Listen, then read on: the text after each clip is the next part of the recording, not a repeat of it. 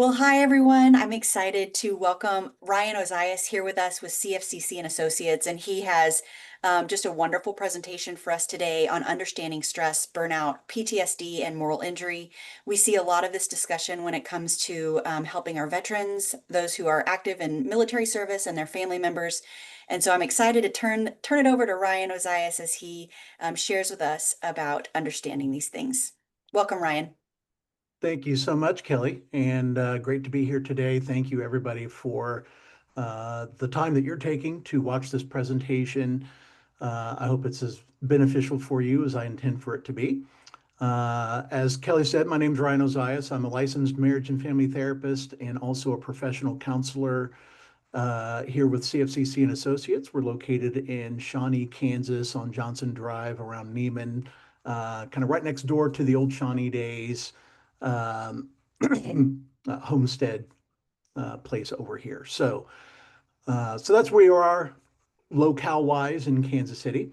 But yes, today we're going to be talking about really a lot of buzzwords that we're hearing a lot about. We're hearing these terms, we hear these concepts being shared about people talking about how, hey, I'm dealing with burnout, I'm dealing with stress, PTSD, moral injury, and I was actually taking some time to define those. Not so much to like argue what somebody says when they say that they're experiencing it, but just to provide some clarity on, okay, well, what is it that I may be dealing with myself when I'm experiencing something in this category?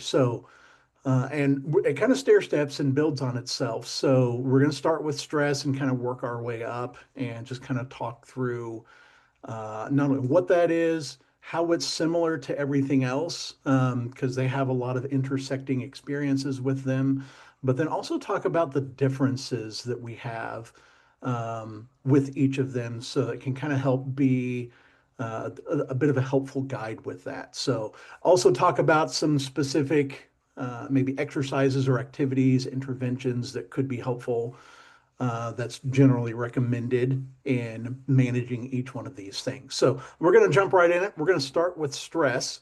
Um, and so the similarities of stress, how stress kind of connects with all of the other items. The stress triggers physiological effects, such as increased heart rates, muscle tensions, um, it can have similar complementing effects that we may experience when we have PTSD or symptoms of burnout. Those things are very similar with each other. Stress, obviously, as we all know, stress impacts our mood. So we can get irritable, we get tired, we can get anxiety. Those symptoms also overlap there with burnout and PTSD. And a lot of times with those things, I know in my life, when I'm experiencing, let's say, irritability as an example, sometimes I'm not even recognizing what it is that's causing that. And all I know is that maybe I'm feeling moody. I'm feeling weird, I'm feeling off, and but I'm not giving myself maybe some time to recognize what it is that is either influencing that, or I'm not giving myself enough time to engage in enjoyable activities. And so we'll talk about that. Stress also uh, involves performance impairments. So when we feel like we're under pressure, especially high stakes environments, um, the most commonly we could sit there and talk about sports games. We're at least at the time of this recording, we're in postseason of baseball. We're right in the middle of football season. And so when you see like high stakes kinds of games, um, and you watch those things, you see who can perform well under pressure. Um, Sometimes people draw to that stress. Sometimes you see an athlete that really like rises to the occasion in that experience. And other times you'll see somebody that just seems like they kind of collapse in the experience. And so that can be a pretty significant factor when we're um, going through our own careers, vocations, working in professions like the military, as we're talking about for today. Um, I know law enforcement, first responders, that can also be a high stress kind of environment, depending on what it is that we're dealing with, and really can cause a lot of different circumstances there that we are experiencing stress in and of itself, and we need to figure out, okay, how do we manage this? So let's talk about some differences of stress. So differences with stress, excuse me, the nature of it, stress is mostly a short-term kind of situational experience. And so that's how it's really distinctly different from an experience of burnout or PTSD. Um, those are more longer term, longer experienced kinds of things that we go through. So stress, as some of us may know, there can be positive stress and negative stress. And so, obviously, especially with military service, you do a lot of positive stress with PT workouts, and sometimes you have to do your PT tests, and there can be, I know, competitions, push-up contests, and the like that we endure and go through some more positive, kind of like challenge myself, push myself kinds of experience. That's called eustress. And that can be kind of a motivating experience. Um, there's also negative stress where, if I show up to work and something's going on that was not either not how I expected my day to go, or it either makes my job or my life harder, then I kind of have the negative bent with that. And so that we call that specifically distress.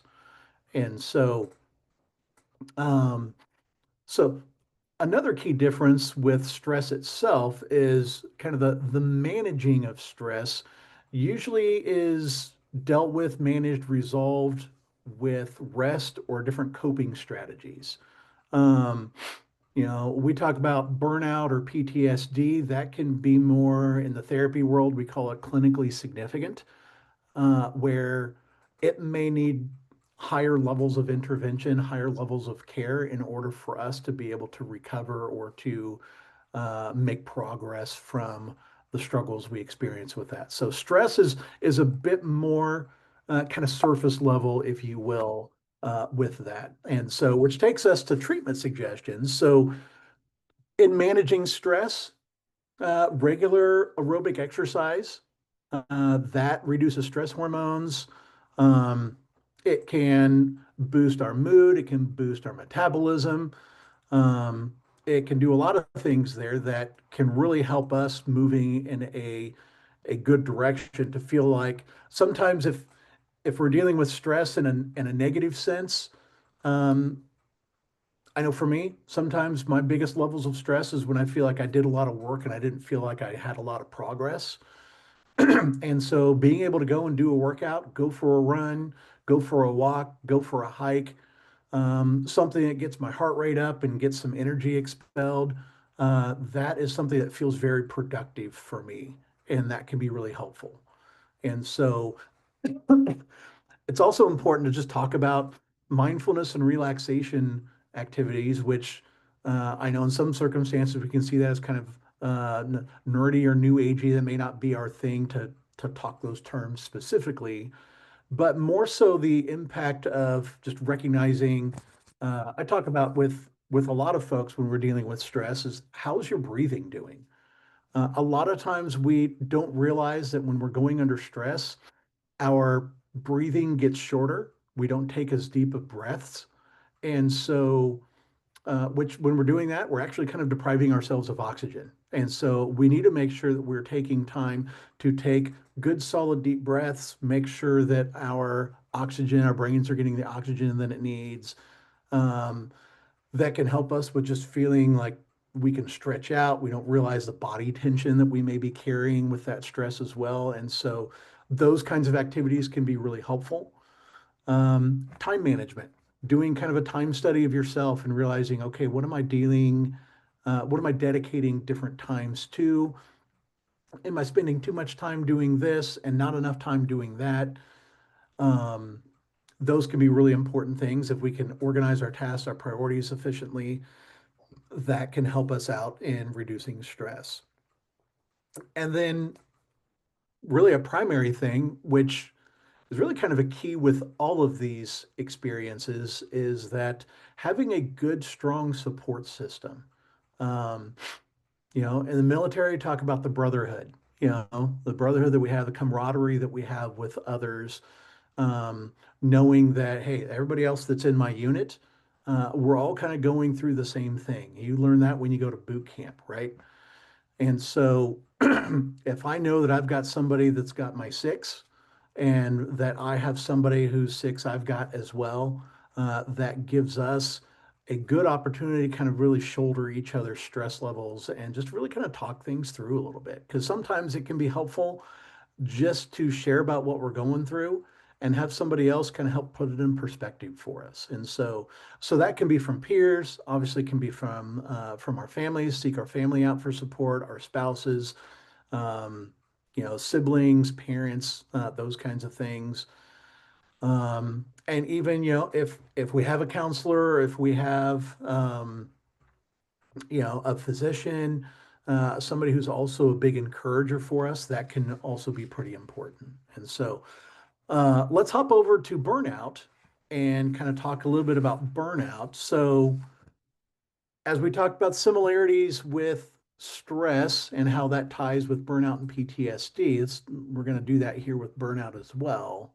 So, burnout has a lot of emotional exhaustion that is kind of like a flagship symptom, if you will, of burnout itself. And so that actually connects it more with PTSD and moral injury, and that's kind of also how it's different from stress. Is that we just get to perhaps the end of our day, for example, or you get one more task or one more thing placed on your plate, and you just feels like just the weight of the world sitting on your shoulders with it. That is the emotional exhaustion that could be an indicator of burnout, either starting or that it is in full mode here. And so, another struggle with burnout that we'll experience is that we can struggle with cognitive function. Our motivation goes down. Overall, we just don't feel like we're as productive or as accomplished as maybe we're used to. Um, and that experience can also be connected to maybe the situational experience of stress, but it also can be compared to the kind of the crippling effects that we experience with PTSD as well. So there are some similarities with that. It's good to recognize. The symptom overlap, burnout can actually co-occur with stress and PTSD, as you're probably realizing that as we're talking through this.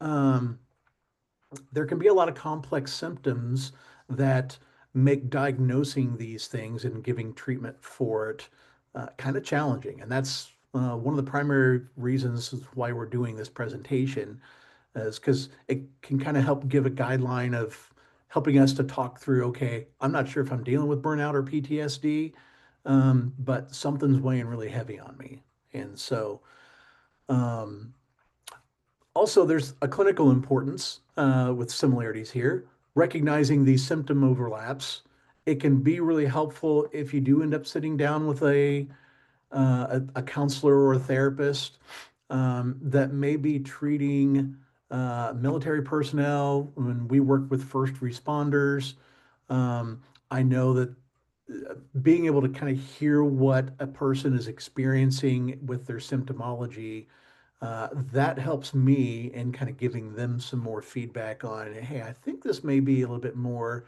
like, here's some other things to consider, some things to think about.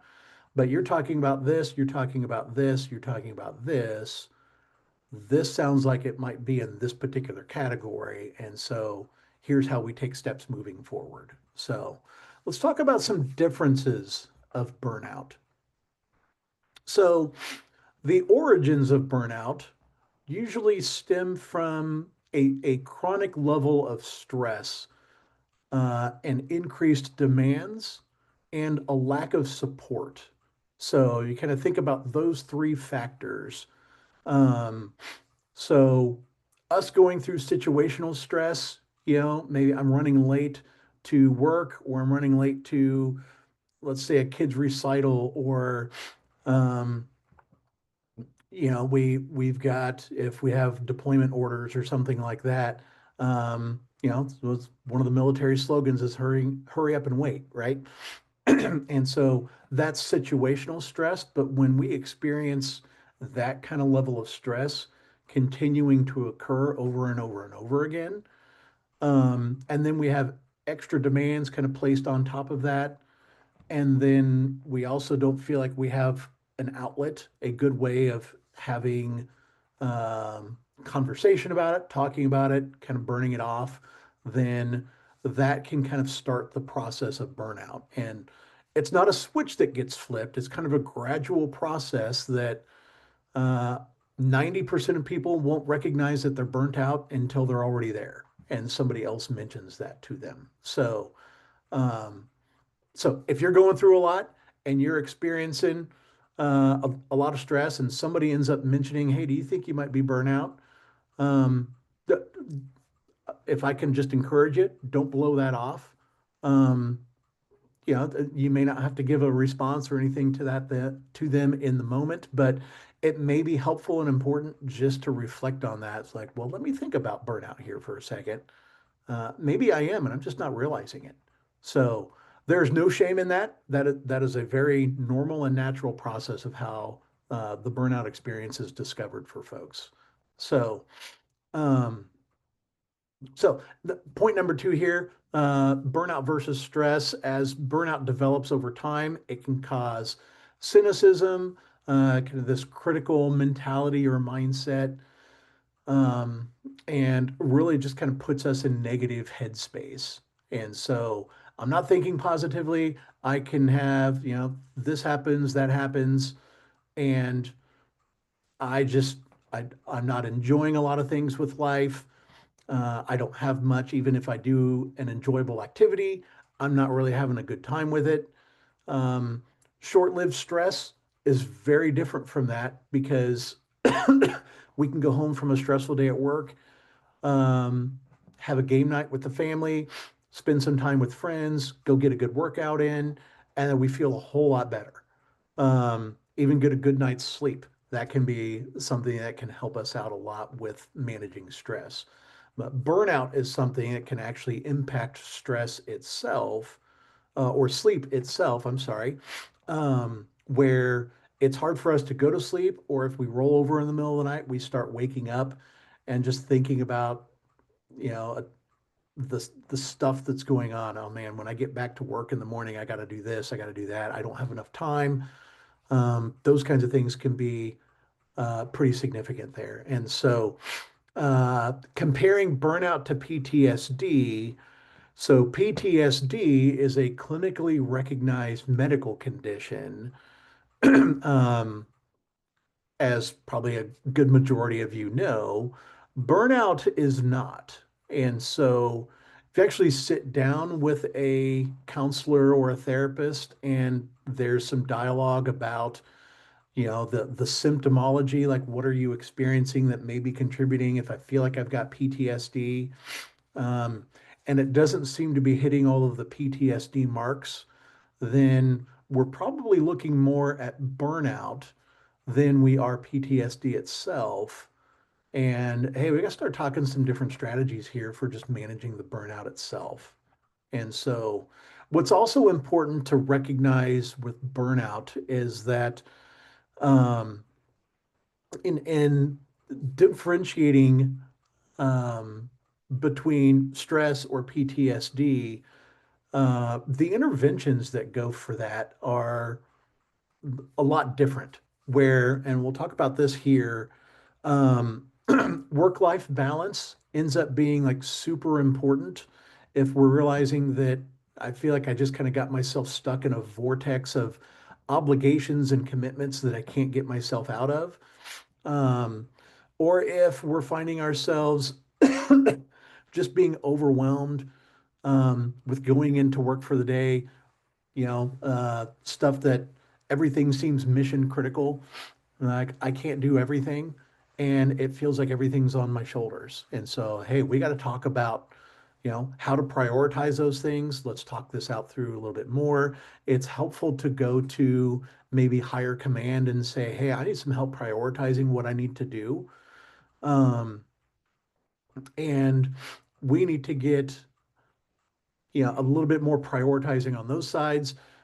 Perhaps going to counseling, getting some additional professional support with a counselor or a therapist can help us to navigate conversations we need to have with upper command or superiors, supervisors, and whatnot that can help us navigate that a little bit more. So, oftentimes, and this can be kind of a perpetuating experience with burnout, is that sometimes in order to deal with burnout itself, we have to go through organizational changes where the organization itself needs to kind of transition and make things a little bit easier for those that are working in the system. That's hard with military. You can't just walk into the base the next day and say, hey, we need to change these protocols and how this operation works. That we all know changes in progress like that can move like molasses in wintertime.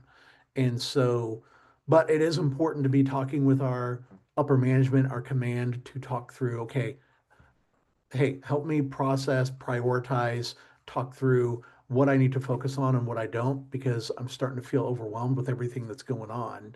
And maybe they don't realize what all you're carrying and need to take some of that off your plate so that can get spread around and make your job a lot easier. Those can be some important factors for managing burnout. And so, um, another piece, I mean, and you guys deal with this a lot, just being in the military, there's a lot of resilience training, a lot of repetitive um, kind of experiences, habits, systems, processes, things that we go through that help us just to build some tolerance, some resilience to some more of those high stress environments. And so the training is important. Being able to have peer support and being able to talk and collaborate with our peers can be really helpful. Um, and just really practically making sure you're taking care of your mental health. Um, it affects all of us. And even us as counselors, mental health can be affected with high stress environments. And we got to make sure that we have folks in our corner that can kind of come alongside us and give us some support and care so that we don't feel like we have to be shouldering this on our own. So let's pop over to PTSD and kind of talk about some similarities that PTSD has with other uh, the other categories here. So PTSD and moral injury are going to overlap a lot as we'll talk about here. So they both can arise from traumatic PTSD, especially arises obviously from traumatic experiences that can be deeply distressing. Um, and it triggers an emotional reaction on our part that can really just impede our thought process, our um, the ways in which we're experiencing others. It impacts, it can impact our sleep. It can cause emotional dysregulation, where we just feel like we're either highly anxious or we are struggling with depression, or we don't even may not know what's going on with that. Um, I know anybody that's served in Iraq, Afghanistan specifically. Um, I've heard many stories, anybody driving a vehicle in a convoy and just recognizing, okay, hey, when like we had no idea, maybe had some conversation and had some training that like the convoy has to keep moving regardless of what happens. But then realizing and having the practical experience of driving through downtown Baghdad and people are sending their children out to try to stop the convoy and we can't stop it. Um, and we know what happened with that. And so we know what we had to do, and it goes uh, really against what seems to be normal for us.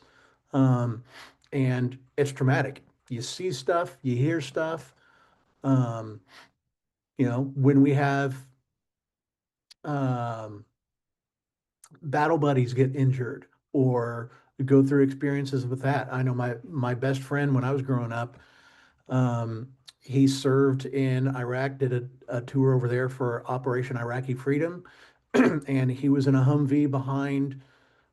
He was in the second Humvee. He was a tow gunner, and the Humvee in front of him ran over an IED and blew up. And thankfully, there were no fatal casualties, but there was one severely injured service member in that vehicle that uh, had to get life flighted out, had to get evac'd. And, and it took a lot of work for them to keep him alive just to get him out of there. And it's stuff that you can train for, but when you actually experience it firsthand, you're like, this is messed up. And so those kinds of things happen that that reaction, that experience we have afterwards, you could probably return back to base. We can get ourselves to a safe and secure place, and we realize, okay, I'm okay. And then, maybe a day or two later, like that's experience is still floating through your brain. Um, it's like, well, okay, am I dealing with PTSD? Am I dealing with a moral injury type thing? What can be problematic with that. So we'll keep talking about that. But sleep disturbances specifically, insomnia, nightmares, very common with PTSD. So if you guys are struggling with that, that is not an uncommon experience. Makes even taking naps difficult, right? And so those are similar with symptoms of stress and burnout, and it affects our overall well-being. Um, as I mentioned earlier, the emotional dysregulation, the irritability, anxiety, it can cause depression. It can just cause us to be just emotionally shut down or disengaged, which is very similar to burnout, which you just feel like we have a lack of motivation to do anything. Um, that's important to be able to recognize so we can talk about that because that doesn't have to be a permanent experience for us. So, the clinical importance of this is being able to recognize, again, kind of like what we talked about with burnout, the symptom overlap.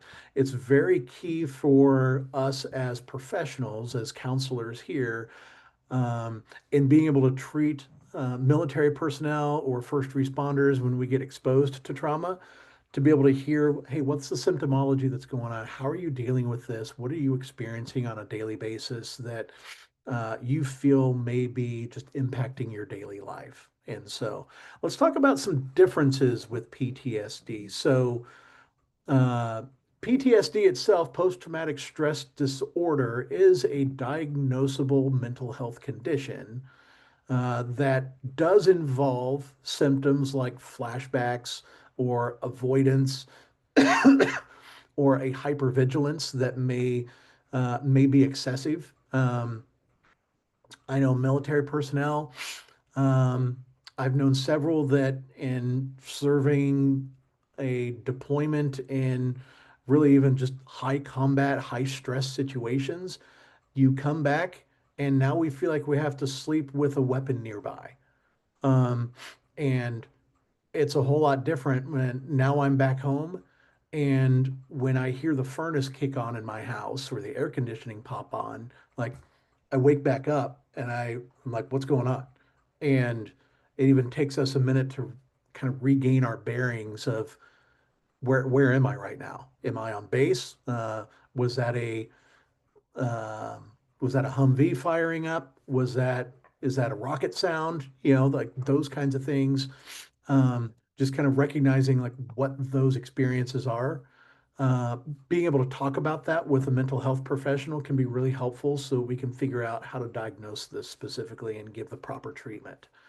So, a good distinction to have for PTSD to separate it from stress and burnout um, is that PTSD usually requires mental health therapy.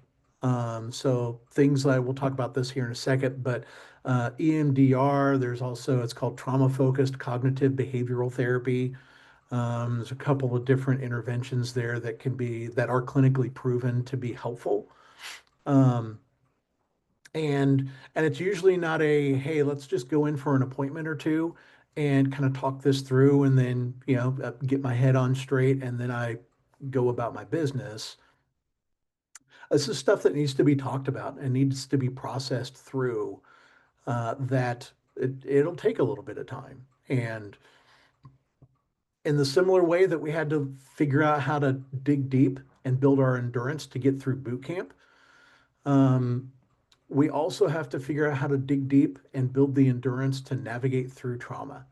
So it's a very similar mindset that we have to take on in order to heal and recover from this. And so a big difference, I want to make sure I note a difference between PTSD and moral injury. We'll talk about here next. But PTSD really can involve a lot of just intrusive memories, that hypervigilant piece of feeling just like there's a threat always present. Um, I know when I work with police officers, as an example, I'm always the first one to enter my own therapy room because they need to be the last one to enter the room. They don't want to have somebody coming in behind them. And they also position themselves so that they have a clear view of entrances and exits. And you can tell when they sit down in the room that they are kind of just assessing what the environment is like so that if for some reason does end up being a threat, that we have a way of being able to deal with it or at least have an exit strategy. And um, so that is different. Moral injury more relates to what ends up feeling like it's more values based, that it's got like ethical or perhaps even spiritual context. We'll talk to this here in a second. But the spiritual conflict that can go into that of just like, hey, there's some morals and values that I feel like got compromised. And I'm really struggling with trying to make sense of that. So that would be more the moral injury that we'll talk about here in a second. So, uh, as mentioned, being able to navigate PTSD with some trauma-focused therapies or counseling, EMDR, um, is a tried and true process. Finding an EMDR trained therapist, in which we have several here at CFCC. Um, just for a shameless plug there, um, that being able to kind of go through and process traumatic memories, be able to reduce emotional distress. That process of EMDR really helps us to navigate how we keep ourselves grounded and be able to kind of realize that we are in a safe place again. So that can be really helpful. Um, I know medications can sometimes be a taboo thing. But I always talk about the importance of medications being a good tool and a good resource to be used. We don't have to make that a permanent long-term thing. Sometimes it may be necessary, but a medic taking an antidepressant or anti-anxiety medication, just to help kind of trim the edges off either some intense anxiety or some intense depression, can be helpful while we navigate the rest of the treatment process so that we don't have to use that for a long period of time. So it's like if you're being assigned to dig a hole, you got to dig a foxhole, and you could either choose your bare hands or you can grab your shovel out of your pack. You're probably going to go with the shovel because it will make the process easier. It won't make it labor free, but it's a more effective tool to actually accomplish the task of what we're going about. So, with PTSD, peer support, psychoeducation, being able to just have knowledge about what trauma really is, being able to be a part of maybe support groups or being around others who also have a good awareness of what it is that they've struggled with their own trauma, that can be super important just so that we have kind of a camaraderie around us to talk through and process what it is that we may be dealing with as we're navigating our healing process here. And so, um, and a lot of that, as you guys probably know, I know it's especially true with law enforcement personnel, but military personnel can also experience this a lot. Being able to have trust with somebody, like and knowing and trusting the confidentiality and the accessibility that we can have to somebody to be able to help us through this. Um, that can be a hard thing to feel like it's okay for us to uh, take the time to get to know somebody, to evaluate that. I've talked with several who have either been to a counselor before, and they didn't feel like it was a good fit, and it took them years to get in and try to do counseling again just because they didn't feel like they could trust that person. But I also know that I've worked with folks that just our personalities probably didn't line up really well, and that I knew I wasn't going to be a good fit for them either. And so my big encouragement is always to try with folks when we have our first appointments is to acknowledge, hey, it's just as much a mutual interview for you to make sure that you feel like I'm going to be a good fit for you. That is super important if you're going to receive this kind of care for yourself. You've got to be able to connect with somebody to be able to feel like you can share what's going to be on your mind without causing additional trauma to the counselor themselves. Um, and because it's not going to do us any good to navigate our own trauma if we start seeing the reactions on the counselor's face and we're like, oh, yeah, they've never heard this before, have they? And so that can be really important to make sure that we have somebody in our corner that we go through the interview process and finding a counselor that can help carry that stuff and walk us through that. So, okay. Finally, let's talk about moral injury. This is trauma is a big one. I don't want to diminish that by any means. PTSD is certainly significant and one of the most commonly referred to terms probably in this category. A lot of you may have never even heard of the concept of moral injury before, so this may be a new term for you, and that's cool. That's why we're going to talk about this here today. So, moral injury. So I'll just describe moral injury first. So moral injury is an experience we go through that really it compromises what we may value or what we may experience as kind of like a moral guideline for how life should be lived, how things should be experienced, the way people should treat each other, kind of the expectations I have on just maybe common decency and human experience. And so it's a very common wound to have when we serve in the military and you do a combat tour because you'll see just the experiences, the consequences of war and just how awful things can be that it's like this just doesn't make sense. And I had a roommate in college who was in the Army Reserves and he got deployed to drive a fuel truck in downtown Baghdad. And so that that experience, he was there for an entire year. That experience for him was so distressing that he had to leave the country. And so, still a good friend.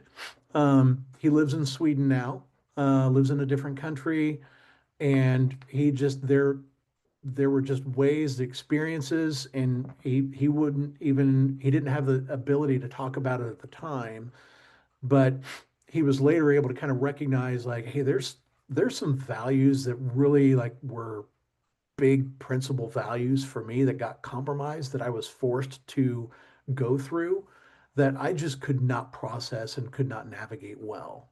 And so that's just one example. I know I've talked with others that have not been college roommates of mine that have kind of gone through this experience of like I'm trying to make sense of this. Like it doesn't it doesn't make sense why people or why the world works this way. So it's kind of a lot of more philosophical oriented questioning or processing there. So let's talk about some similarities with moral injury to the other three things we've talked about. Moral injury can also cause emotional distress that's very similar to the other three, stress, burnout, and PTSD. Um, so if you have the emotional distress, it could be any one of these categories. Um, Moral injury also involves kind of these feelings of intense guilt and shame from what we've perceived as the moral violations. And so that actually it connects more with PTSD. I put burnout on here too, but that's a lot more connected of an experience with PTSD than it is burnout. Because burnout is more just that feeling of overwhelm and kind of just getting shut down. But that shame and guilt feeling is can be a pretty similar feeling to trauma. So, additional mental health symptoms, moral injury contributes to depression, anxiety. It can cause us to socially withdraw. Um, because if if I was treated poorly by somebody, or went through a really distressing, like morally violating experience, I don't want to be around other people where the potential of that happening is way increased. And so I'm going to pull myself away from that. And it's good in short-term thought, but it's not a long-term solution because the more we're in isolation, the more anxiety and depression and stuff like that will grow. So that can impact our overall mental health there. So the need for support for moral injury is just as significant and maybe just as valuable and intense as it can be for trauma specifically. So, moral injury, PTSD, they both require a lot of support to navigate through. So, if you're dealing with this, you need to make sure, if I can encourage you as best as possible, make sure trauma, moral injury, those two specifically, um, work to resource yourself to practice getting people around you that you can keep in your circle that can help you navigate through these things. So let's talk about some differences with moral injury. So the conceptual framework we'll talk about here. Moral injury is kind of it's a psychological distress from the actions or events that violate, like I said, our moral or our ethical codes. Um, and so moral injury is another kind of concept that is not it's not a diagnosed mental health condition like PTSD can be, um, but it is a psychological distress that feels pretty similar to it. So another difference from PTSD, moral injury is more rooted, because we kind of said this a little bit before, but it's rooted in kind of that spiritual or ethical moral conflict, whereas PTSD is more fear-based, trauma, like situational event experienced response. And so hopefully that's helpful to distinguish those two. There's some unique challenges experienced with moral injury as well that moral injury really has a lot of manifestations of people struggling with being betrayed or this moral dissonance. Um, moral dissonance is kind of this thing of, um, well, if I went through, you know, some distressing, like compromising value experience during a deployment, and I've come back home and I've always considered myself a very faithful person to my spouse, a very family oriented person. And then suddenly, even though those are still values of mine, I've gone out and I've realized I'm starting to have affairs or I'm struggling with an addiction or different things like that that are really like uh, dramatically against what we even realize as our own morals and values. That's kind of that moral dissonance that we're talking about. And so if you're experiencing some of that, this moral injury may be exactly what it is that you're experiencing there. So, uh, treatment suggestions for the moral injury itself. So, this is our last slide for today, but um, moral injury. So there's a couple of different therapeutic strategies that we put with this. One is called narrative therapy. Another one is called meaning making. But it's really kind of the process of talking through what those wounds were, what the morals are, helping us understand like what are the morals and values that it was that we went through, that we've established, like how were those set for us? How did we experience that being violated? How can we talk through, um, just kind of reconciling those things. Like, hey, because I had, let's say, um, if you if you drove a convoy through Afghanistan and you had the unfortunate circumstance of watching somebody get run over because you have to keep the convoy moving. Well, that was something that we had to do as a survival skill. But it would never be something I would do in normal life, if you will. And so we have to reconcile that and kind of work through the guilt and shame of I can't believe that I went through that, that I did that. That's trauma also, because of what we saw and what we experienced with it. But it can be so much deeper because we had, a values compromise that went into that. So, um, another treatment piece is really kind of the spiritual context, whether you are consider yourself a spiritual person or not. Um, the moral injury piece can really be a great opportunity for you kind of talk through really some of the spiritual components of it. If you have a base chaplain there you feel like you can talk with, or maybe even if you don't even go to church at all, like call up a pastor and just say, hey, I don't know if you know much about moral injury, um, but I kind of need to talk through some things and wonder if you can help me out with that. And um, so those of us who do have religious connections, being able to talk with a pastor or a priest or rabbi, any of those folks that can be really helpful and just navigating that a little bit more. Group therapy is also super important when it comes to navigating moral injuries. So we need to make sure that we are in a group being able to talk this through.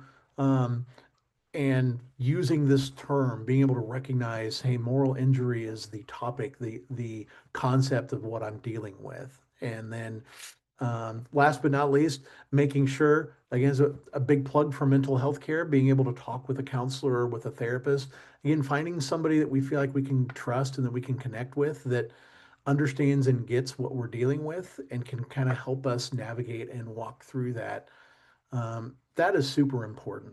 And so I'd really encourage you guys, if that's something that you may be dealing with or maybe wrestling with, or even just have questions of whether is this, what of these things could I be experiencing? Um, Give a counselor a call and just say, hey, could you process this with me for just a second? Um, just so that I can kind of see what I might need to do for myself. So I appreciate your guys' time and watching and listening today. I know Kelly has our contact information. I don't know if I can share that as well. As our phone number is 785 area code 2720778. So I am more than happy if anybody has follow-up questions, more than happy by all means to get connected with you and just to field those so that we can talk through that more. So thank you so much, guys, for your time today. Thank you, Ryan. I appreciate this. This is just a great resource for our military community. And don't hesitate to reach out to Ryan if you have any more questions. It's CFCC and Associates, 785-272-0778. Have a great evening, and thank you so much for joining us today.